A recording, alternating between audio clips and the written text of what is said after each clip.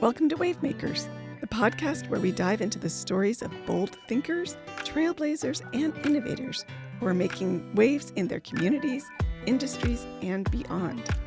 Together, we'll explore the ideas, challenges, and victories of people who are shaping the future. At Wavemakers, we bring you thought-provoking conversations with those who are pushing the boundaries, defying expectations, and creating impact in their own unique ways. While we're proudly produced by Rio Salado College, a place that values lifelong learning and community impact, this podcast isn't just about education. It's about real-world stories of passion, perseverance, and progress. So, if you're ready to dive deep into the big ideas and get inspired by those who are making waves, you're in the right place. Let's get started. Hello and welcome back to the show. Today's guest is someone whose journey I have had the pleasure of following for a while now. He has been an entrepreneur, an author, he's worked in classrooms, and he's a recent college graduate. So I'd like to welcome to the show Frank Nino IV. Frank, thank you for being here with us today. Thank you for having me. I'm excited. I can't wait. You know, it's been about a year since we touched base, and I know a lot's happened since then. But maybe we could take a step back and talk about where your journey with Rio Salado College started and what happened next. So it was 2019 when it started, and the reason I have to give a shout out to the principal that I worked for at the time. She kept encouraging me and pushing me to take some college courses. And the very first college that she suggested was Rio Salado. And so I thought about it for a while, and I was a little intimidated because of, my background and all of those things that played a part. And I decided to take a chance. That day, I had my all four of my kids, my youngest daughter, who is now going to be 9 years old. She was in diapers at the time. And then my other kids were with me. So it was me and four kids that packed up, came to the office of Rio Salado and here at this campus. And, I asked the front desk, and I was interested and said, hey, I would like to sign up for one class because I was, like I said, I was intimidated. And I said, I would like to sign up for one class. I don't know what I'm doing. I don't know where I'm going. I don't know who to talk to. I just know that I want to, sign up for a class. And then the rest is history. That's how it all began. I love that you were so comfortable to bring everybody in. I've actually talked to other students who have done the same thing, pack everybody up. Let's go to the office and figure this out. You had your four kids at that time. Tell me a little bit about your life at that stage. I want the audience to understand. You mentioned your background and maybe being a little intimidated about coming in. I want our audience to understand where you came from. I mean, I already told them where you are now, but talk to them to share a little bit about that story. So at that time, I had no college education, and I would be the first person in my family to attend college. So no one in my family has ever attended college. I didn't really know many members of my family because I grew up in group homes.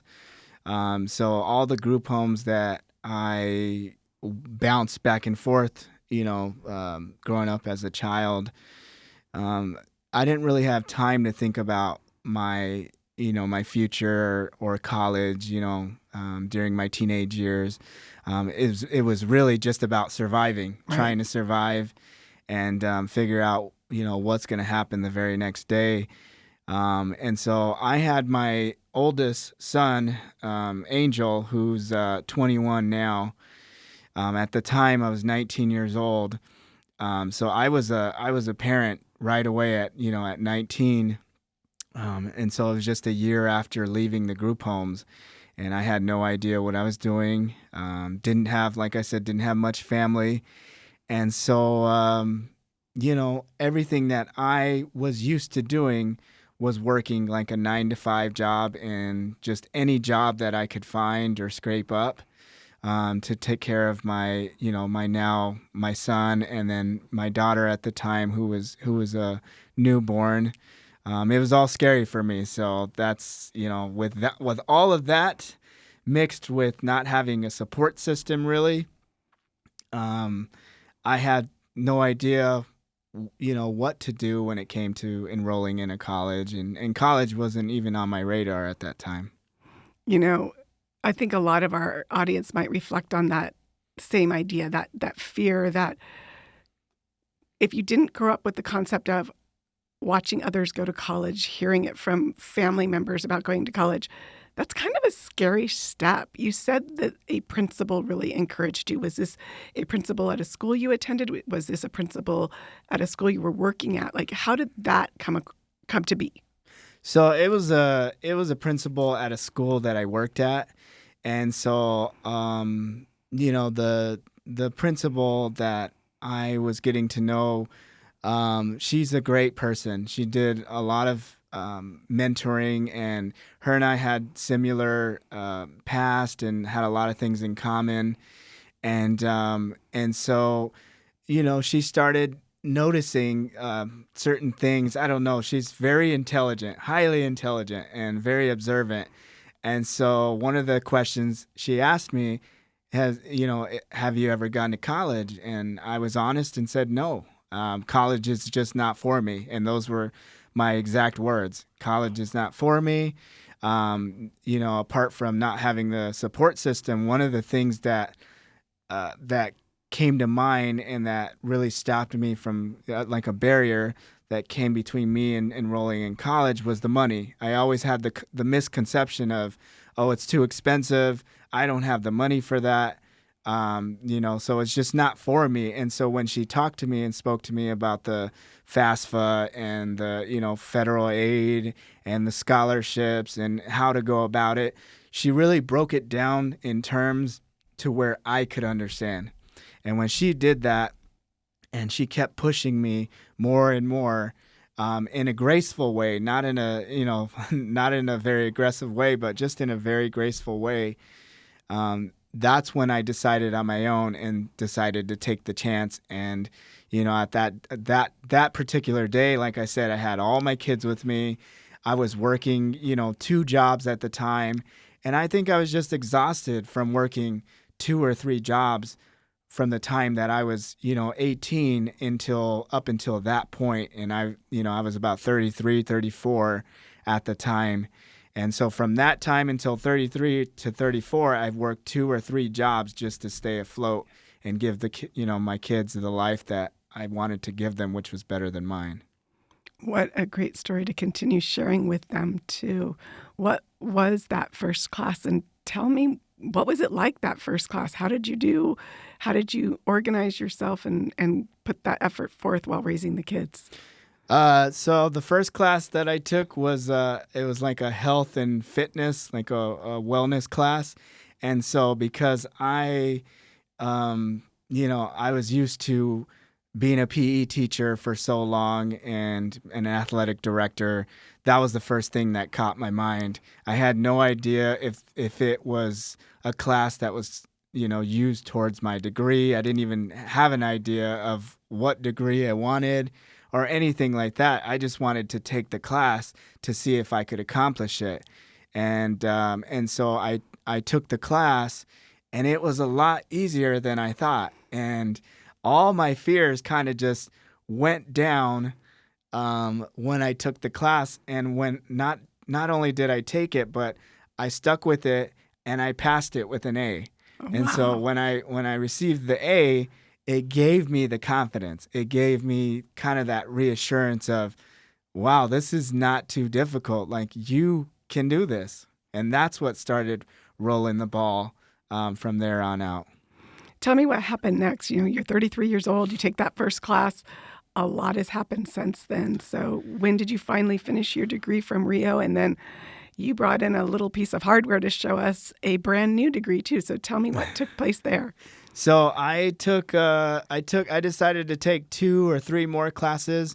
I wasn't ready for a full slate because I was still, somewhat intimidated, and I just wanted to make sure that this is exactly what was for me, that I could actually do it. Because I didn't have the confidence there growing up the way that I did.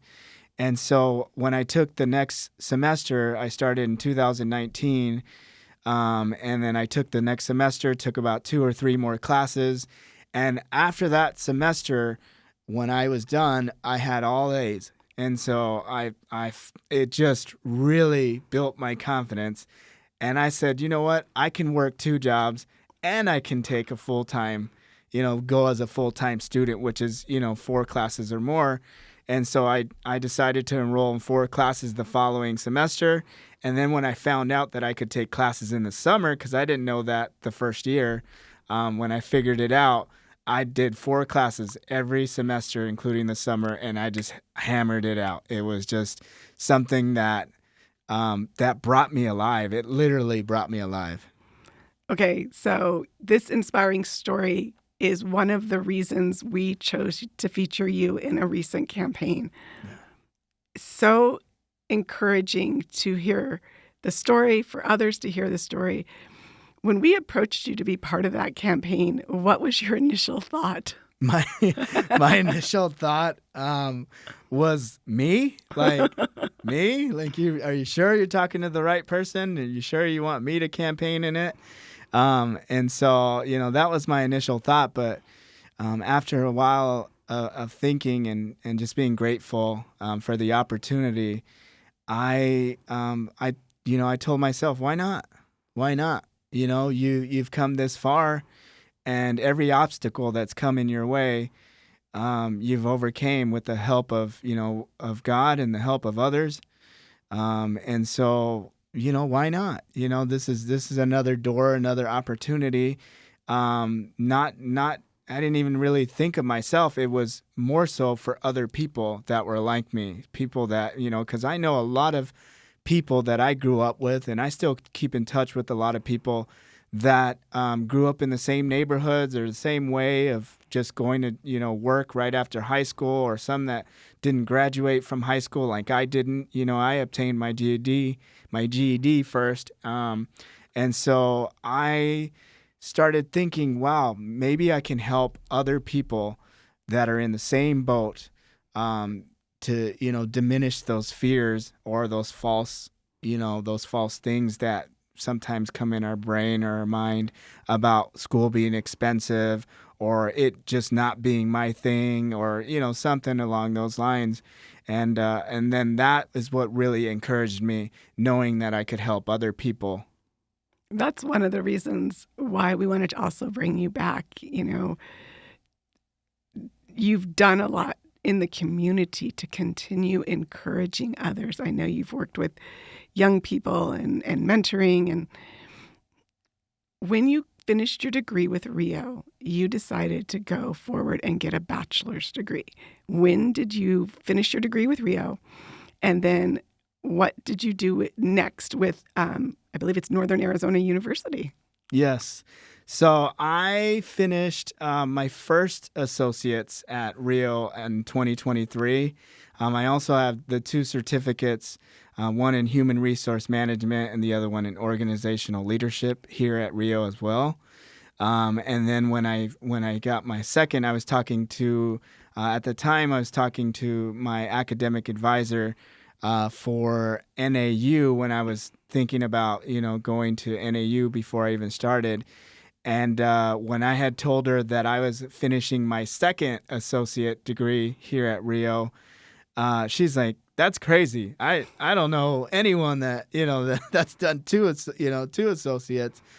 So she was pretty excited to have me on board. And so 2024 is when I received my second associate and decided that I wanted to go to NAU. And so I started in the summer of 2024 for my bachelor's at NAU. And recently, in this past May, I graduated and I now have my bachelor's. Not only do I have my bachelor's, but I graduated with a 4.0 with a magna cum laude. And so I'm very proud of that. As you should be. You know, we were talking before we came in. I asked you a question. When you look at your family, has anyone else done this? And the answer is no. No one else has done this in my family. So I am literally paving the way for my family, my entire family. My kids, my now fiance, Christina. Congratulations. And also, everyone outside of that. So there's people in her family that are coming to myself or coming to her because she's enrolled with the Maricopa Community Colleges, and so she's taking full-on classes as well now. So there's people that are coming to both her and I that are in our family, and then now it's starting to spread with our friends who are asking us questions about attending and enrolling college and what that looks like. You throw a pebble into a lake and it just spreads and spreads. Yes.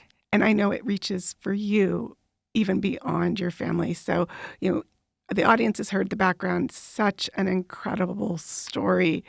You are paying it forward in a big, big way. What are you doing today? So I am the proud founder and CEO of a few businesses. So one of them is Rising Sun Athletic League, which is kind of like my baby. We launched Rising Sun Athletic League in August of 2022. So the ironic part of that is when I was taking classes here at Rio Salado that were pertaining to business or, sort of my degree, I was living that out in real life, with real life application. So it was coinciding together, and it was beautiful. It was absolutely beautiful with taking the classes and needing the knowledge and the resources and the skills that I obtained here at Rio Salado. I was literally using that for the business that I launched in 2022, which helped us to win a Toyota award. We were featured on Channel 15, ABC News. And so all of those things happened because I had the tools here from Rio Salado that gave me the confidence, that gave me the love, the push, the drive, the go-getting spirit that I already have. It just, it advanced that, by 100%. And I was in full throttle.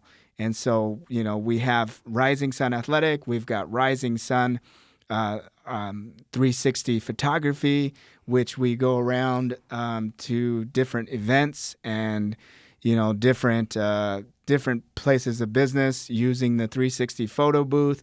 We customize the frames for people. So there's a lot of stuff we do. We also do apparel. So we're doing shirts as well. We have a new concept called the Hope Booth, which we are bringing to like group homes, or we would like to bring them to maybe some of the like jails or prisons in the Valley, nonprofit organizations that we want to be able to sponsor and bring this Hope Booth and have people hold signs that say hope or inspiration or I can do it, or things of that nature. So we got several things going on at the same time right now. I see a theme running. Tell me a little bit about Rising Sun Athletics. You're working with children in after-school athletic programs. What age and why athletics? What about that what drives you in that area? So that, I talked about that being like my baby, when it comes to all of the businesses that we have. So I grew up participating in whatever sports I was able to, because I grew up in group homes.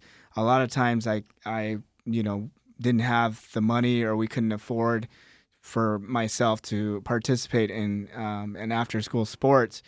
And so that's a big thing for me. I wanted to be able to participate in all these different types of sports for schools. And so as I got older, I realized that I wanted to offer something like this for kids that may be going through the same challenges of not, being able to participate in after school sports. And so this is geared towards charter schools.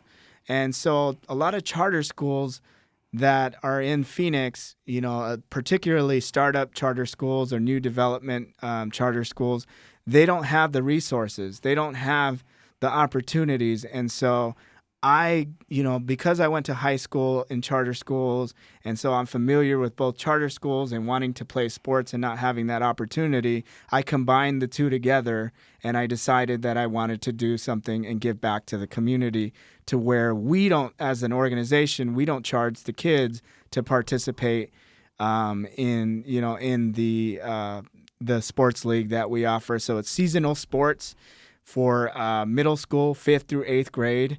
And it's year-round with the exception of the summers. And so we just wanted to be able to have an outlet for kids that may not have the resources the way that I did not growing up as a kid. What impact do you see happening from Rising Sun Athletics for the youth that you're working with? I believe it's a great impact on the community because we teach so much more than the seasonal sports that we offer. There's little hidden messages and hidden things that I tried to put in as a storyteller and as an author. I like to have little messages in the things that we do when it comes to operating the games, or talking with the team and getting to know the kids on an individual basis, and asking them questions about how they feel. There's interviews that we've had with the kids and testimonies where we've had kids that have said, they were intimidated too, just like with me in college. And they didn't feel like they had the confidence to play sports. But after playing through, the league that they've participated in, their confidence grew, their level of teamwork, of working together, of committing to something, of continuing to push themselves even when it's challenging. So there's all kinds of character traits that we try to put in there. And then when we talk about the plaques that we give specific names on the plaques and awards that they've won and things of that nature. And we want them to feel at home. We want them to understand all the hard work that they put in has rewards. It sounds like some of the themes from the book you wrote, and maybe you could talk a little bit about that, are playing out as impacts with the youth of today that you're working with. Tell me a little bit about writing that book and what place it came from with you. So the book that I wrote, the first book that I wrote, is called The Unbreakable Orphan. And the reason why I gave that title is because I wanted to show the world as well as my kids that no matter what comes my way, no matter what obstacles, that I'm going to keep going. And so when I wrote the book, it came from a place of really being transparent and vulnerable and talking about my childhood. So I have the Unbreakable 1 and I have the Unbreakable 2. The first one talks about my childhood and the struggles that I went through, and the challenges that I went through, but also the mentors that I encountered. And so that relates to Rising Sun Athletics. So the mentors that I encountered, they really grounded me and they helped me understand what life was truly about and, how to overcome these obstacles. And so when I spoke about, when I wrote about, my childhood in the first one, it was different challenges and how these mentors were sent to me, I believe, by God. And it talks about my relationship with God and how I, how I struggled, with all kinds of things in this world. But I kept going. I kept pushing myself. I kept going forward. And that's the key to any struggle or any obstacle that comes your way, is keep going forward. That's the message that I want to give to the kids out there, or anyone listening. It doesn't matter what storm that you encounter. If you keep pushing forward, it's eventually going to shine on the other side. I absolutely love that. And it's so true, as you've demonstrated. You once told me, I refuse to be defined by the negative influences surrounding me. And if you think now to where you were then, how would you define legacy today for you and what you're doing? Well, I would have never, as a kid, I would have never imagined the way that my life has turned out so far at 40 years old.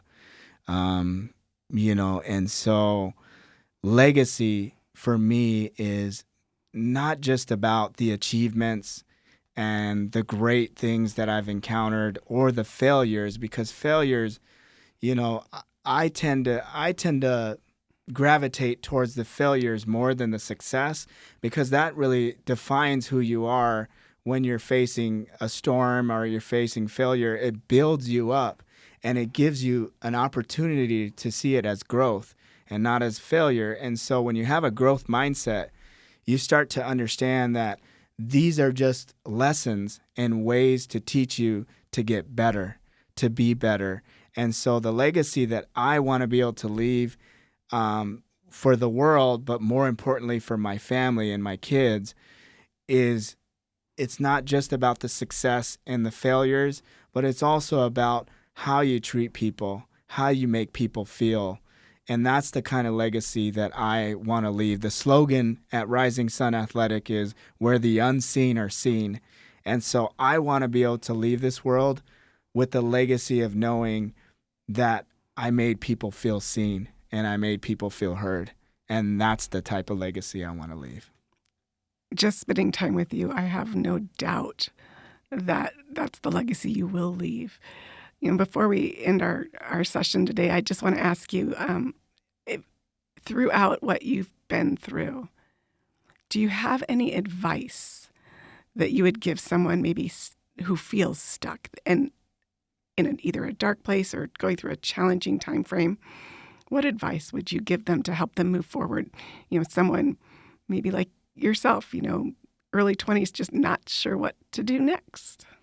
Yeah. So my advice would be just do it. Just do it. Don't waste your time. I mean, at 40 years old, or a lot of people, they tend to look back at their life and they think, man, if I would have, if I should have, I should have done this, or don't live life with regrets. Just do it. If it's something that intimidates you, or something that you feel like is going to be hard, that's because there's a reward on the other side of it. There's something there that's going to absolutely change your life. And a lot of times we allow our fears to define who we are, or to handicap us in so many ways. But if you just do it, or you go forward, like I talked about earlier, you're going to have all kinds of obstacles thrown at you, all kinds of things thrown at you, left and right, front and back, and, you name it. But if you just keep walking forward, and notice I didn't say run, if you just put one foot in front of your other foot at a time and take it day by day, you will get through what you're going through, and you will accomplish the things that you are afraid of.